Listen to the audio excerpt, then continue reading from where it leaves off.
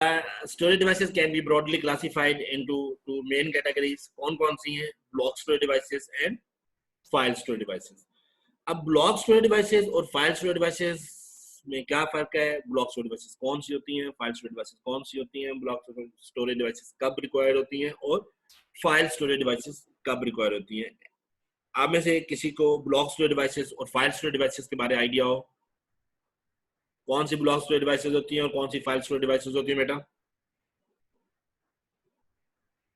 अब किसी ने नहीं बोलना, कोई बात नहीं.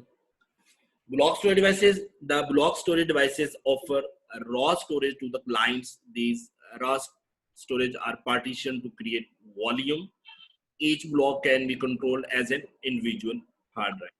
These blocks are controlled by SOS, server operating system, and each block can be individually formatted with the required file system. अब ये देख लें, जो ब्लॉक स्टोरेज डिवाइसेस होती हैं that can be formatted with the required file system.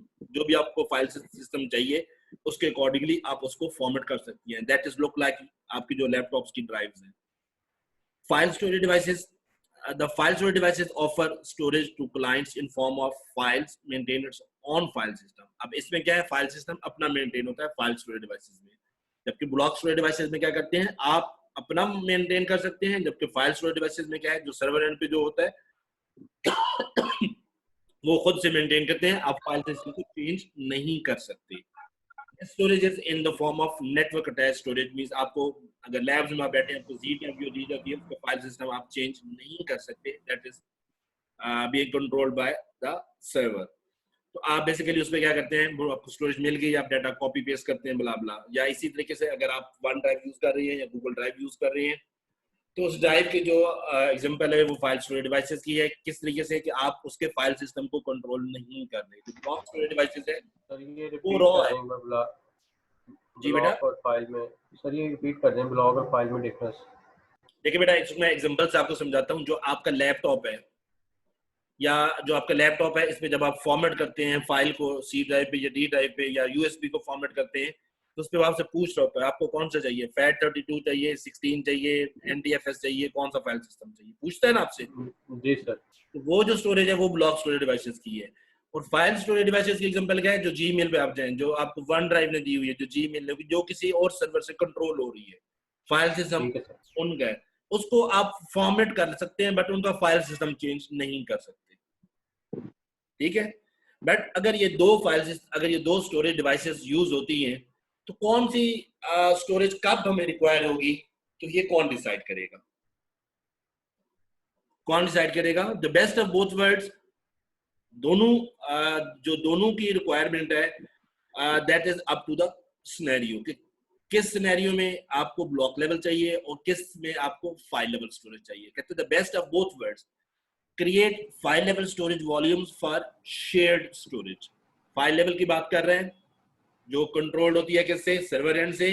जो अगर आप एग्जांपल लें, कौन सी है, ये आपके जो Z ड्राइव होती है जो आपको उस पर मिल रही होती है, या वन ड्राइव है, या आपके पास Zumo ड्राइव है, या आपके पास गूगल ड्राइव है, तो वो कौन सी ड्राइव है, वो फाइल लेवल स्टोरेज वॉल्यूम को यूज कर रहे हैं, क्योंकि वो क्या है, वो शेयर्ड है. And block level storage volume for dedicated storage. Basically अगर आपको कोई डेडिकेटेड स्टोरेज चाहिए तो तब हम किसको करते हैं, फिर ब्लॉक लेवल को करते हैं. अगर शेयर्ड चाहिए तो फिर क्या करते हैं, फाइल लेवल को. तो बट क्योंकि क्लाउड में दोनों की रिक्वायरमेंट है, तो जो आपकी रिक्वायरमेंट सिनेरियो के अकॉर्डिंगली होती है, तो उस तरह की स्टोरेज आपको वो प्रोवाइड कर दी जाती है. फाइल लेवल की है तो आपको फाइल लेवल वाली दी जाएगी. अगर ब्लॉक लेवल स्टोरेज वॉल्यूम्स की रिक्वायरमेंट है तो आपको वो दी जाएगी. बट ब्लॉक लेवल के लिए आपको अगर कोई डेडिकेटेड स्टोरेज आपने किसी को असाइन करनी है तो आप ब्लॉक लेवल स्टोरेज वॉल्यूम को यूज करेंगे. बट अगर आपने शेयर्ड स्टोरेज अगर किसी को असाइन करनी है तो फिर आप क्या करेंगे, फाइल लेवल स्टोरेज वॉल्यूम उसको असाइन करेंगे. स्टोरेज क्लासेस इसी तरीके से, जो स्टोरेज की बात की है, दो तरह की स्टोरेज है, block level and file level. और storage, cloud storage can be broadly classified into again main categories. कौन सी, अनमैनेज्ड एंड मैनेज्ड. मैनेज कौन सी होती है, उसी तरीके से जैसे फाइल लेवल और ब्लॉक लेवल स्टोरेज थी, तो अनमैनेज कौन सी होगी, फाइल लेवल होगी या ब्लॉक लेवल होगी. दैट यू हैव टू, अगर आप लोग इसको एसोसिएट करना चाहें, लिंक करना चाहें, तो कर सकते हैं कि मैनेज क्लाउड स्टोरेज कौन सी है और मैनेज क्लाउड स्टोरेज कौन सी है. अब आपने अनमैनेज क्लाउड स्टोरेज जो है, unmanaged cloud storage means at your and, client and और सर्वर एंड। अगर सर्वर एंड पे अनमैनेज्ड है तो वो कौन सी होगी, क्लाइंट लेवल पे अनमैनेज्ड है तो वो कौन सी होगी। बेसिकली थोड़ी सी इसमें एम्बिग्युइटी भी है, बट आपने याद रखना है जितनी भी बातें हो रही हैं वो सर्वर एंड पे की हो रही हैं या क्लाइंट एंड की हो रही हैं। ये आपको next slide. Unmanaged cloud storage means the storage is pre-configured for the customer. क्या है अनमैनेज में जो प्री कॉन्फ़िगर की जाती है for the customer can neither format nor install his own file system और चेंज ड्राइव प्रॉपर्टीज। तो ये कौन सी है अनमैनेज, कौन सी हो जाएगी अनमैनेज, कौन सी हो जाएगी, फाइल लेवल होगी या ब्लॉक लेवल होगी?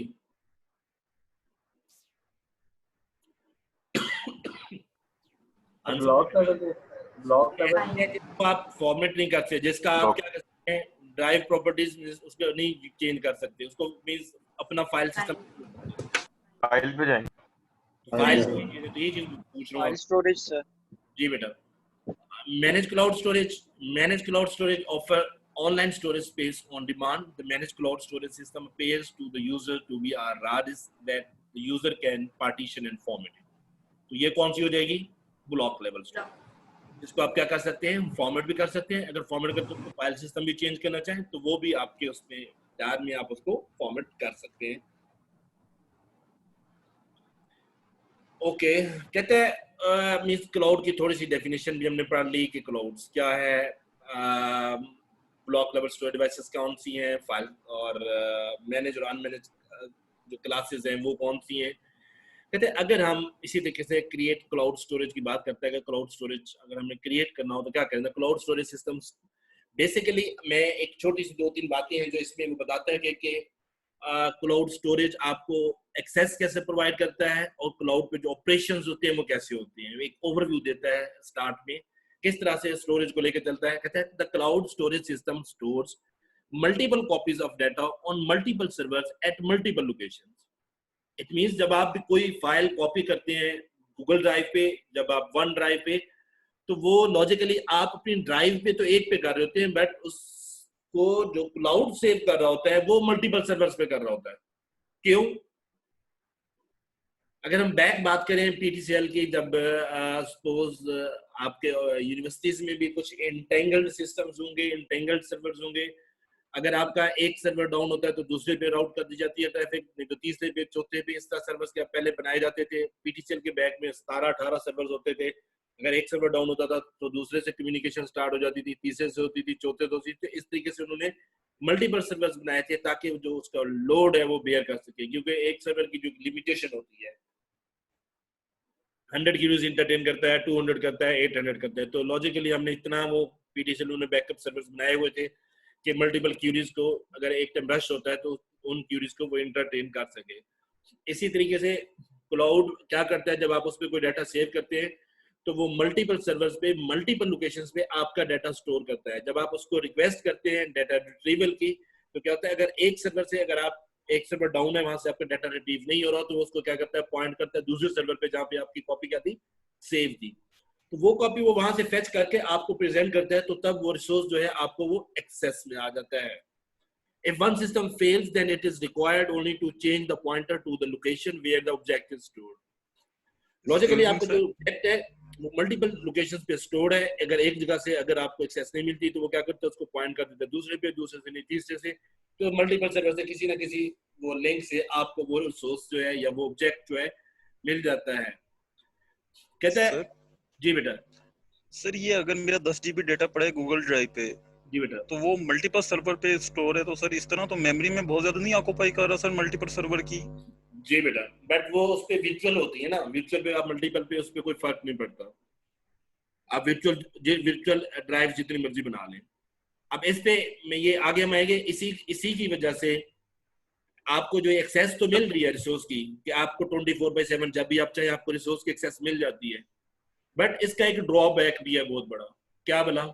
अगर आपका 10 सर्वर्स पे डाटा स्टोर था, जब आप क्यूरी करते हैं डिलीशन की, सपोज अगर आपको कोई प्राइवेट डाटा था आपने डिलीट करना है, आप डिलीट करते हैं, सपोज अगर उस टाइम पे वो 7 सर्वर्स जो थे वो ऑनलाइन थे, 3 सर्वर्स ऑफलाइन थे, तो आपको जो डाटा है वो 7 सर्वर से डिलीट होगा, बट 3 सर्वर्स पे फॉर एवर रह जाएगा. That is the limitation of cloud computing. Sir मैं ये सवाल करने सर लगा रह था क्यों कि जाएगा सर?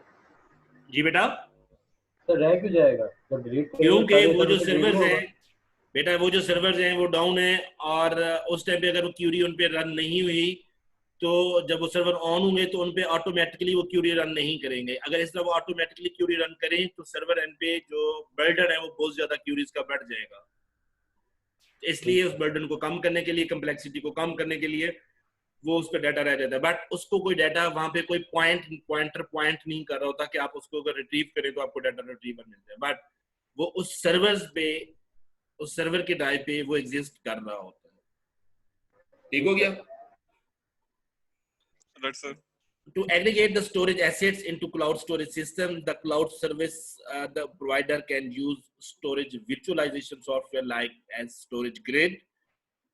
StorageGrid क्या करता है? It creates a virtualized layer that fetches storage from different storage devices into a single management system. मैं इसके आपको एग्जांपल देता हूँ जो नेक्स्ट 2-3 पॉइंट्स है StorageGrid की. आप ये देखें, आप क्रीम की ऐप यूज कर रहे हैं, गूगल की ऐप यूज कर रहे हैं, सॉरी उबर की ऐप यूज कर रहे हैं ना. क्रीम या उबर जो मैप वाला डाटा ये कहां से लेता है? गूगल से. गूगल से सर, गूगल मैप से लेता है. क्लाउड.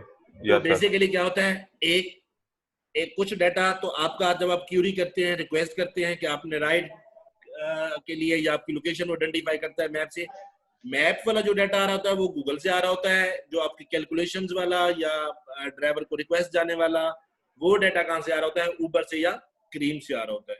बेसिकली एक क्या होता है इस तरीके की एक वर्चुअलाइज, आप ये देखें बाइकास्ट स्टोरेज ग्रिड वर्चुअलाइजेशन लेयर है, देख रहे हैं ना. ऊपर जो एप्लीकेशंस हैं वो मल्टीपल एप्लीकेशंस हैं. किसी एप्लीकेशन से एक का डाटा आ रहा है, किसी से बी का आ रहा है, किसी से सी का आ रहा है, किसी से मैप का आ रहा है, किसी से कैलकुलेशन का आ रहा है, किसी से ड्राइवर का डाटा आ रहा है, किसी से भी क्लाइंट की ऑथेंटिकेशन का डाटा. तो ये डाटा सारा जो क्यूरी हम करते हैं, मल्टीपल सर्वर्स पे क्यूरी करते हैं, वो सारा डाटा फैच होके इस वर्चुअलाइज्ड लेयर पे आता है. तो वर्चुअलाइज्ड लेयर पे आके वो क्या होता है, सारा क्या होता है, आप ये देखें कि आपकी जो वर्किंग मेमोरी होती है, याद है ना वर्किंग मेमोरी क्या होती है बेटा? वर्किंग मेमोरी का पता है ना क्या होती है?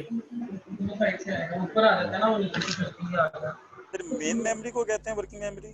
नहीं बेटा, देखिए मेन मेमोरी से सेंसरी से और जितनी भी मेमोरी है सबसे जो डाटा फैच होके आपके पास जो कहाँ पे कंप्यूट हो रहा होता है, तो वो होती है वर्किंग मेमोरी. तो ऐसे कंसीडर कर लें ये वर्चुअलाइज्ड लेयर जो है ये मल्टीपल सोर्सेज से डाटा फैच कर रहा है. क्लास चल रही, मेरी चुप हो जा. ये आवाज कहाँ से आ रही है? हरीश भाई काइंडली माइक ऑफ कर लें. ये मल्टीपल सोर्सेज से डाटा चंक्स में आ रहा है और इस वर्चुअलाइज्ड लेयर पे आके मर्ज होता है, तो यहाँ पे इसकी कंप्यूटेशन होती है, तो वो एक यूनिट बन जाता है. बेसिकली आपको जो क्लाउड के जो बेसिक कॉन्सेप्ट्स हैं कि स्टोरेज ग्रिड क्या होता है, वर्चुअलाइज्ड लेयर क्या होती है, डाटा किस तरीके से फैच होता है, और स्टोरेज किस तरीके से डाटा करता है, और रिट्रीवल किस तरीके से होता है, ये मैंने आपको थोड़ा सा यहाँ पे कॉन्सेप्ट देना था. आगे इनकी डिटेल में डिस्कशंस हैं. ठीक है, इसी तरीके से हमारे पास अब क्लाउड, ये आपने एक बेसिक जो डिस्कशन की, जो क्लाउड स्टोरेज का मैकेनिज्म कैसे होता है, वो मल्टीपल सर्वर्स पे मल्टीपल कॉपीज सेव करता है. अब इन चीजों को कंसीडर करते हुए जो क्लाउड कंप्यूटिंग में कुछ चैलेंजेस हैं, कौन से? वेरी फर्स्ट है जो आपसे भी डिस्कस किया था, storing the data in cloud is not that simple task. Apart from its flexibility and convenience, it also has several challenges faced by the customer. The customer must be able to क्या get provision for additional storage on demand. कि अगर आपको additional storage चाहिए 10 GB की, 5 GB की, उसके बाद data का आपके एक्सटेंड कर रहा है, तो उसमें आपने क्या करना है, उसको ऑटोमेटिकली क्या करना है, स्टोरेज इंक्रीज करके ऑटोमेटिकली उसको एड ऑन की फैसिलिटी देनी है.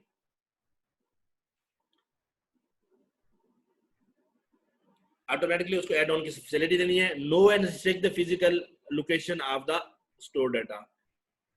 क्लाइंट को, कस्टमर को या आपको पता होना चाहिए कि आपका डाटा किस लोकेशन पे सेव हो रहा है, क्योंकि आपको पता नहीं होता जब आप डाटा डिलीट करते हैं, मींस 5 सर्वर पे, 7 पे, 5 में से 3 से डिलीट हुआ, 2 पे रह गया, या 4 से डिलीट हुआ, 1 पे रह गया. अगर आपको लोकेशन नोन हो तो आप उसको दोबारा उस एक सर्वर पे क्यूरी करके उस डाटा को क्या कर सकते हैं, डिलीट कर सकते हैं.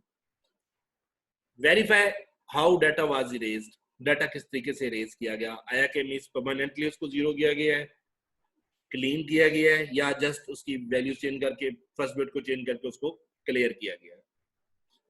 Have access to a document process for disposing of data storage hardware. Suppose अगर आप लोगों को सबको मैंने स्टोरेज दी हुई है, मेरे पास कोई क्लाउड स्टोरेज है तो उसमें मैंने आपको स्पेस दी हुई है, आप लोगों को इस मैकेनिज्म का भी पता होना चाहिए कि इसको जब मैं आप लोग छोड़ेंगे, स्किप करेंगे, किसी दूसरे क्लाउड पे मूव करेंगे या आप वैसे सर्विसेज नहीं लेना चाहते, तो उस डाटे को डिस्पोज ऑफ कैसे किया जाएगा।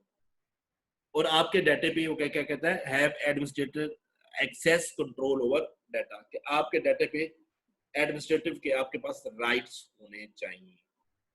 ये बहुत बड़े चैलेंजेस हैं जो कि means we are going through these stages, कुछ मीट कर रहे हैं, कुछ मीट नहीं कर रहे, तो but to somehow we are on it कि किस तरीके से इन प्रोसेसेस को बेटर किया जा सकता है। अगेन वही जो अभी पहले डेफिनेशन पढ़ी थी वही डेफिनेशन है, ये पहले बेसिक कॉन्सेप्ट्स थी, ये डेफिनेशन वही है। Cloud computing provides us means of accessing the application as utilities over the internet. It allows us to create, configure and customize the application online. तो logically जो ये जितनी भी है, ये है तो सारी configuration कि आपने उस एप्लीकेशन को रिमोटली किस लोकेशन से एक्सेस करना है, कैसे एक्सेस करना है, तो ये सारा क्या है, ये क्लाउड है। ये स्लाइड डुप्लीकेट हो गई है। अब ये डायग्रामेटिकली आप इस पे देखें कि एक क्लाउड है, एक क्लाउड पे 3 सिस्टम है, एक इंफ्रास्ट्रक्चर है, वो एप्लीकेशन है ऊपर वाले पे, और लेफ्ट पे क्या है, स्टोरेज है। बट ये तीनों नेटवर्क के जरिए एक दूसरे से क्या है, इन तीनों ने आपस में नेटवर्क के जरिए एक दूसरे से अटैच्ड है। बट आप इसको रिमोटली किसी दूसरे सिस्टम से, किसी डिजिटल डिवाइस से, किसी मोबाइल से या किसी लैपटॉप से आप उसको क्या कर रहे हैं, किसी भी रिसोर्स को कोई भी एक्सेस कर सकता है। तो राइट साइड पे ये पूरा नेटवर्क है, इस नेटवर्क से कोई भी इस नेटवर्क से कम्युनिकेट कर सकता है, दोनों ऊपर वाले नेटवर्क आपस में कम्युनिकेट कर सकते हैं, means across the these networks, means कोई एक सिस्टम किसी दूसरे सिस्टम से कर सकता है। क्यों? they all are connected via internet। Internet के जरिए कनेक्टेड, तो एक डिवाइस से दूसरी डिवाइस पे आप किसी भी तरीके से उस पे क्या कर सकते हैं, कम्युनिकेशन कर सकते हैं। अरे ये जो क्लाउड पे जो स्टोरेज हो रही है, हम इसको क्लाउड कंप्यूटिंग कहेंगे, जहाँ पे स्टोरेज हो रही है। जी बेटा, ये जो स्टोरेज हो रही है जहाँ पे डाटा की, इसको हम क्लाउड कंप्यूटिंग कहेंगे। जो बेसिकली मेन मकसद हमारा है बेसिकली देखिए ये जो स्टोरेज है दैट ये क्लाउड की एक सर्विस है कि आपको क्लाउड सर्विस दी जाती है, कि आपको स्टोरेज की एक्सेस दी गई है, उस स्टोरेज पे आप थ्रू इंटरनेट। बट इस इन सब के लिए क्या है, आप ये देखें जो सिस्टम्स हैं लेफ्ट पे, राइट पे, ऊपर या नीचे, वो क्या है, किसी ना किसी तरीके से किसी ना किसी मीडियम से कनेक्टेड है, चाहे वो वायर्ड मीडियम हो, चाहे वो वायरलेस मीडियम हो। बट आपको एक प्लेटफॉर्म जरूर चाहिए जिसकी मदद से आप दूसरे सिस्टम से कम्युनिकेट कर सकें। मैंने भी स्टार्ट में एक एग्जांपल ली थी, हम बात करते हैं आईओपीज, आईओटी का पता है ना, इंटरनेट ऑफ थिंग्स, के सारी चीजें आपस में कनेक्टेड। तो हम इसी तरीके से बात करते हैं आईओपीज की, इंटरनेट ऑफ पीपल, लोगों की बात करते हैं।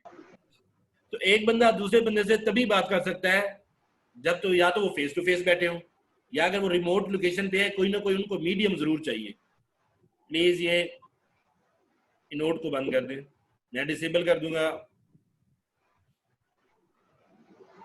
आपको क्या चाहिए, कोई ना कोई मीडियम चाहिए उन मशीन, एक मशीन से दूसरी मशीन से कम्युनिकेट करने के लिए, एक रिसोर्स को दूसरे रिसोर्स से कम्युनिकेट करने के लिए, एक सर्विस को, एक सिस्टम है तो दूसरे सिस्टम से कम्युनिकेट करने